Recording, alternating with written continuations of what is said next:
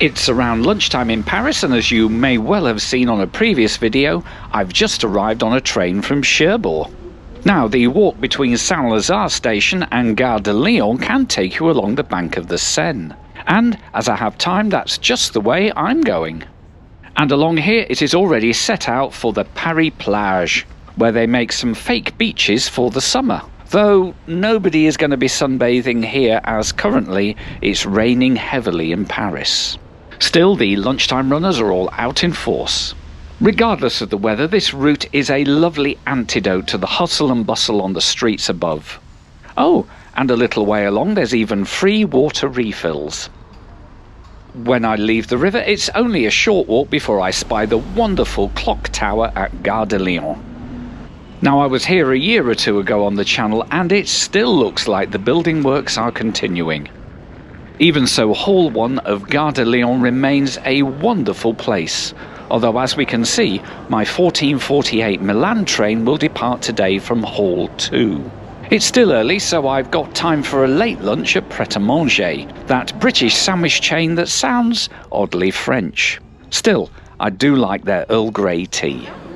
The walk through the arcade to Hall 2 features shops and an extensive SNCF travel centre. But I've no need for that, as I'm on Interrail again and I've already secured my reservation online. Mind you, even with an Interrail pass, the reservation was a whopping €45. Ticket-wise though, as I edit this video, an advanced first-class ticket on this train is €89, so I'm not getting much saving using Interrail, although you must remember I did come in from Cherbourg on my pass too. This departing Frecciarossa reminds us that Trenitalia also has 2 daily runs to Milan, but these aren't even covered by my Interrail pass. Incidentally, on this train, an advanced first class called Business comes in at €90. It's fully 30 minutes before departure, but they're already loading the train, so let's go. And as always, there's a scrum at the barriers, but my reservation QR code gets me through okay.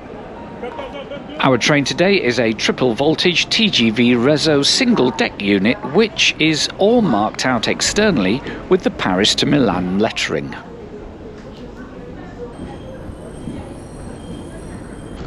Internally, it has 2+1 seating in first class, just as you'd expect, with some airline and some table seats. Although the plain grey maquette, it's frankly a bit dull. Anyway, here's my seat, seat number 12, a single airline seat. So, what have we got here? Well, there's a drink holder for my bottle, and under that there's a little place to put your phone and then forget it, and below which is a European power supply. There is a footrest, but legroom is actually quite tight here. The tray table is large, and you can also extend it towards you. There's a reading light, and the electric recline also repositions the armrests too, which is great. Let's look at that recline again on these seats across the way. And a blind and generous overhead racks completes the story. Mind you, it does look scruffy in some places. Okay, so let's have a look at the route for today, and it's definitely going to be a game of two halves. We're going to speed down the LGV Sud-Est to just about Lyon, where the high speed will come to an end. Here on in, we'll head out across country to Chambéry, and then we'll climb up the valley of the Arc to Modane. And here we'll pass through the Frejus tunnel under the Alps to Italy. After one stop at Alps, we'll pause at the subterranean through station of Turin-Porta Susa before following the classic lines to Milan-Porta Garibaldi, as our TGV is not cleared to use the Italian high-speed line. This trip covers 885 kilometres or 550 miles and is scheduled to take a shade over 7 hours. Now, the average speed looks pretty good, but that's really thanks to that early sprint on the LGV high-speed line. Spot on time at 14:48, our TGV pulls away from Gare de Lyon and heads out through the southern approaches on its way to the LGV Sud-Est. On the way, we pass over the Ligne de Grande Ceinture, a mainly freight loop that rings the whole of Paris. It's not long before we're picking up speed to 160 kilometers per hour, and then soon to well over 200. This triangle of track here near Coubert links LGV Sud-Est with the northbound LGV that passes up through Disneyland Paris.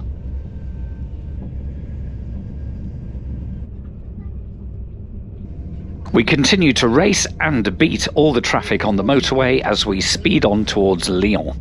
The LGV Sud-Est might not be the prettiest of lines, but boy is it fast.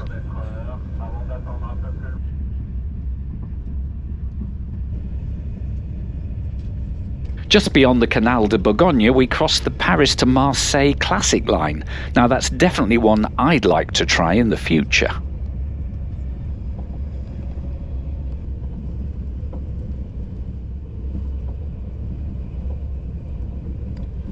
And a bit further along, the high-speed connection to Dijon peels off to the east.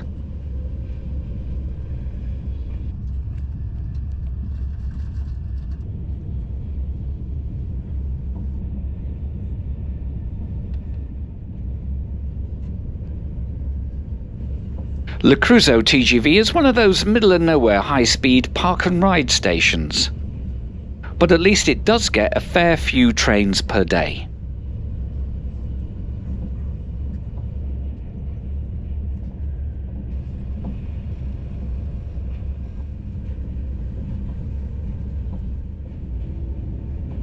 Road and railway cross the valley on the Côtière viaducts.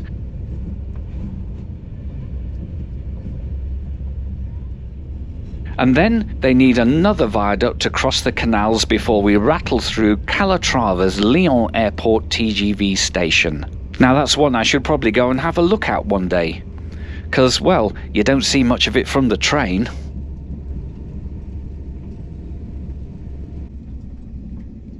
And that's it for high-speed fun, and also something approaching nice weather too. And it now looks like, just as we're going to climb up, the clouds are also coming down. In the distance is the A43 motorway. Now both road and rail are both heading for Chambéry. We won't be stopping at any of the intermediate stations on the line today, but I did a while ago on the channel when I went for a run from Marseille all the way up to Val d'Isère. So do check out that one if you like a bit of snow.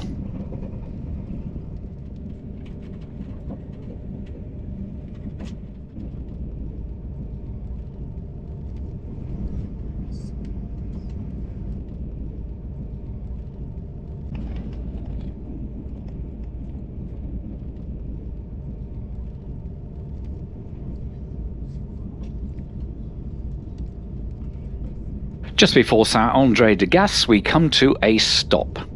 The next section of line is single-tracked, and we're waiting for an incoming Paris train. Eventually, we have to wait 7 minutes before we can finally proceed.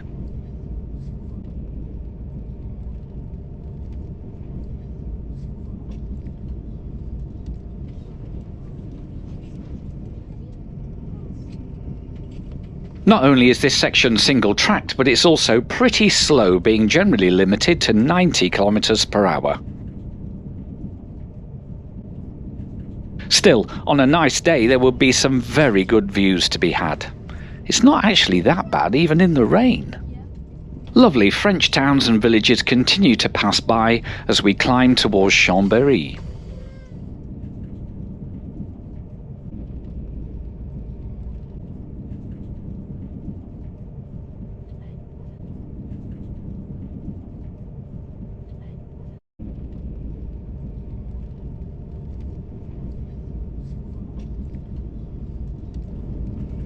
Finally, we reach the lake, and all we need to do now is to skirt the southern edge to find the tunnel entrance that will allow us to cross to the other side of the hill to Chambéry.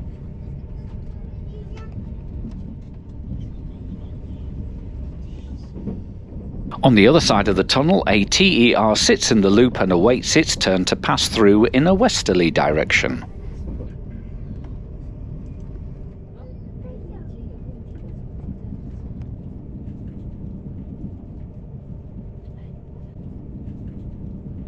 Not long later, we're swinging into our first stop of the day at Chambéry, but not before we get a really good look at those lovely roundhouses.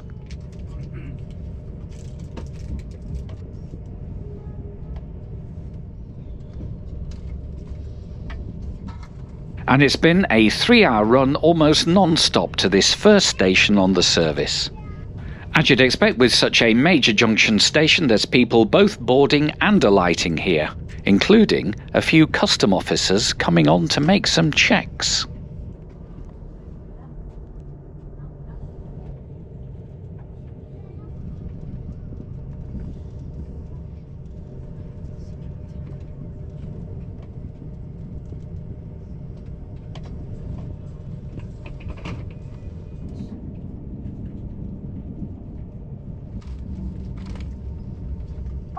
And then we're soon away, heading out for our second intermediate stop. This valley of the River Isère provides excellent slopes for grapevines, and many vineyards can be seen as we continue along. But eventually we must cross the river so we can head out towards our tunnel to Italy. And so we turn away from the line to Albertville and Bourg-Saint-Maurice, and we cross the waters of the Isère.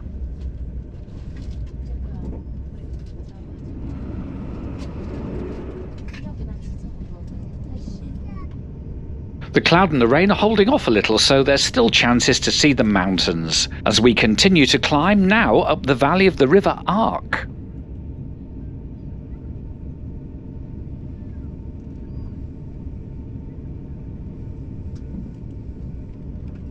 However, just before Épierre, our luck changes and the rain begins to teem down the windows. Well, this is proper mountain weather now.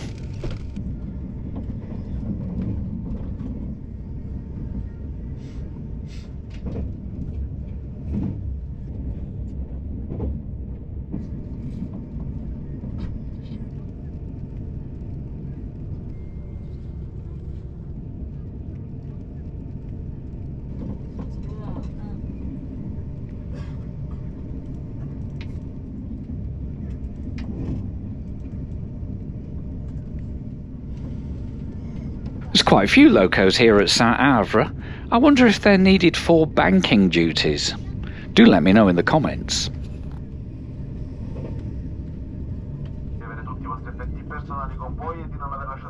There's only a few stoic travellers braving the unseasonal weather at Saint-Jean-de-Maurienne, so we won't be stopped for too long.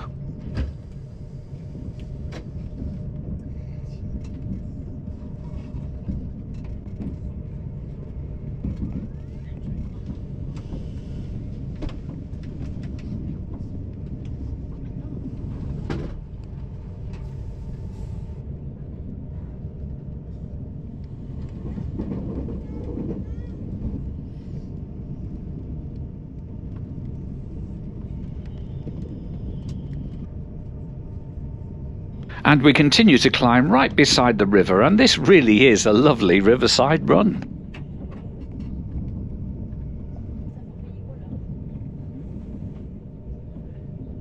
We're also still being tracked by the A43 road, and all three, the river, the road and the railway, will hug the valley floor as we continue to travel up towards Modane.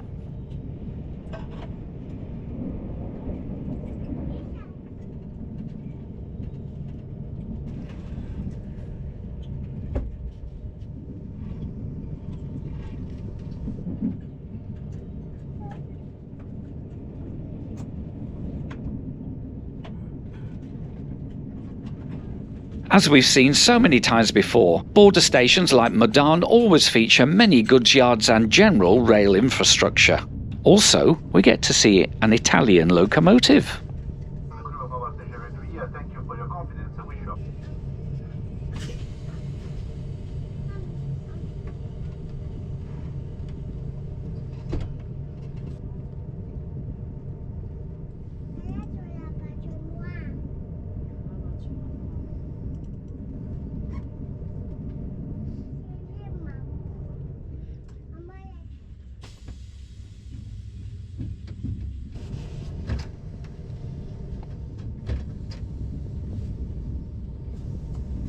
Now we're out of Modane, the line will turn back on itself as we climb above the town for the tunnel entrance. And so, we bid the River Arc a fond farewell.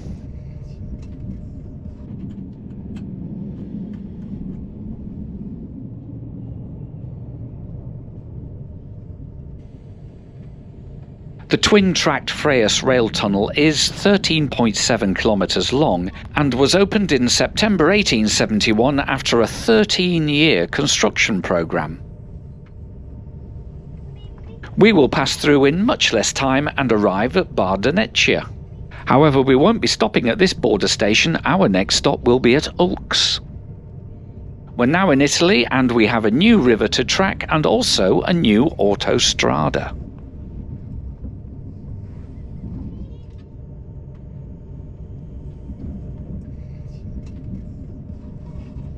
We'll arrive at the station of Alps on behalf of the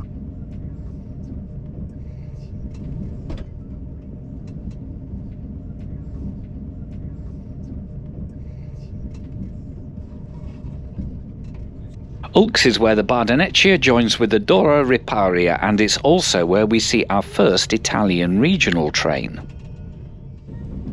Incidentally, I did see on a discussion group that a reservation-free route on Interrail through the mountains can be done by using the French and Italian regional trains. There's a bus connection between Modane and Bardonecchia which the locals use, and that costs just €3.60. So, that route is definitely one for people who prefer slow travel. The ride down the Susa Valley is exceptional, and if you keep your eyes open there are glimpses that impress just how wide and deep it really is.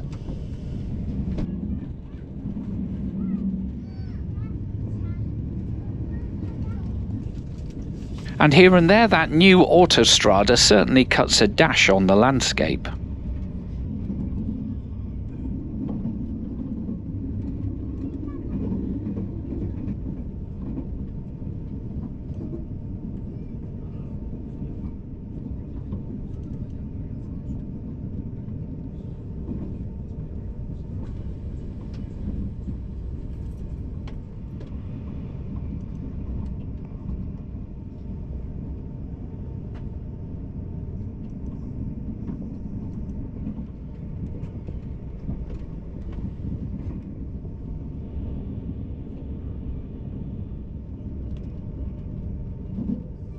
At Susa, two valleys meet, but our line cannot cross over, so Susa has its own little branch that runs up on the north side of the river.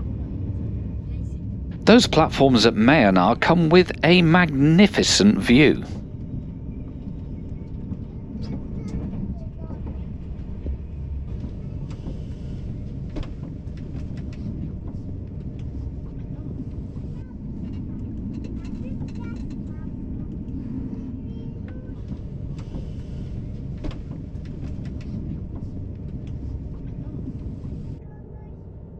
Once we've crossed to the north side of the river, we join in with the line from Susa as we pass the junction station of Bussoleno. As we come down the valley, it's lovely to see that the bad weather has mostly been left behind in France. I think we might even get a little bit more sun before it finally sets. Let's just enjoy this golden setting sun as we begin to leave the high valley for the lowlands and Turin.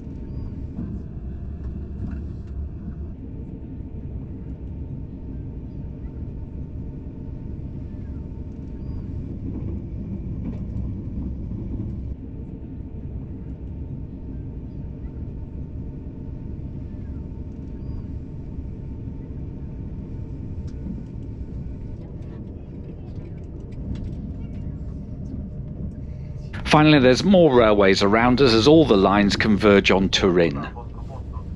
Now, the city's large station, Turin Porta Nuova, is a terminus, so we'll head underground for the through platforms to the northwest at Turin Porta Susa. There's been a station at Porta Susa since 1868. and this modern version dates from 2013 when it was extended and fully rebuilt.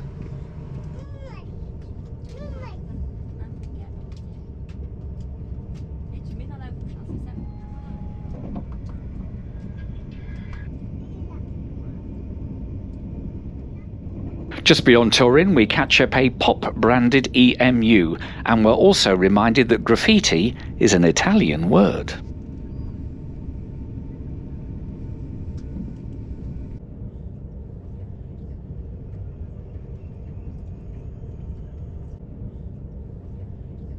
By the time our TGV gets access to the classic lines, it's starting to get dark. So I will be heading to the cafe bar to order a hot quiche and a beer. Now that's not a very substantial meal, but I'm frankly just ready for bed now. It's been a very long journey today as I left Cherbourg this morning. By the time we get to Milan, the bad French weather has caught up with us and I'm in for a wet walk to my hotel. If you've enjoyed this TGV run through the Alps with SNCF, do consider subscribing if you haven't already. And if you fancy early access to videos and additional bonus videos and posts, then you could also become a channel member, just like these lovely people that are scrolling by right now. But for now though, from Milano, Porta, Garibaldi, it's goodbye and thank you so much for watching.